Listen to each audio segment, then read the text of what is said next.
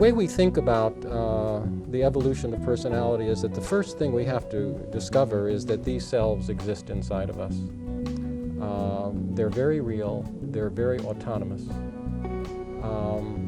The problem is... As if they were spirits or energies of their own.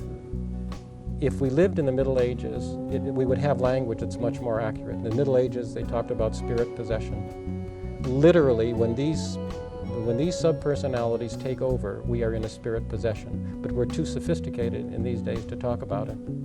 The thesis of our work is essentially very simple. We have to become aware of all the selves, and we have to learn to embrace all the selves. That doesn't mean becoming them, it means embracing them.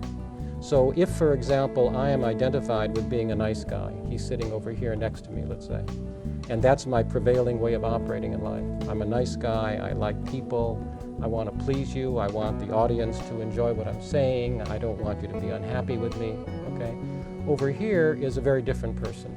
Over here is somebody who says, I don't care what people think.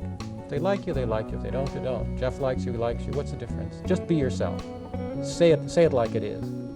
This guy says, hey, wait a minute. If I say everything like it is and I share every reaction, you know, I can end up with all enemies. Who needs that? This guy says, if you don't say it like it is and you don't express yourself, you end up with a heart attack. See, these characters are at war in us. It's like a car that's being driven by 20 different people.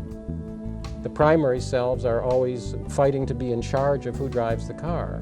So if being a nice guy is primary, that part of you always wants to be in charge. It's afraid of your being a not nice guy. So embracing the selves means that you have to find out what are your primary selves. See, if you're raised as a nice guy, how do you know that? How do you know that that's a primary self? How do you know that you're disowning your not nice guy? Well, there's a very simple way to find out. Who can't you stand? What kind of people push your buttons? What kind of people annoy you, irritate you? What kind of people do you judge?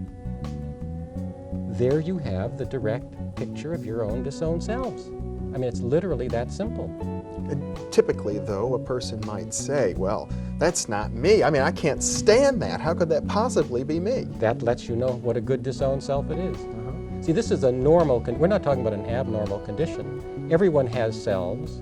Everyone has to be identified with primary selves. There's no way not to. And consciousness means separating from that and learning what's disowned. Let's say a woman, for example, is identified with being a mother. She has 3 children, okay? So she's identified with being a mother. On her other side is a part of her that hates mothering, but she knows nothing about it, okay? The kind of woman that makes her the most uncomfortable is a woman who is very uncaring, a woman who is very cold, like a businesswoman. Whenever she meets a businesswoman, she gets very irritated with that person. Why does she get irritated? Why does she have to judge that kind of person? Because her unloving self is disowned. The part of her that doesn't really enjoy children, that never wanted to have them in the first place, is disowned. Automatically, what happens then is life brings you whatever it is that you disown.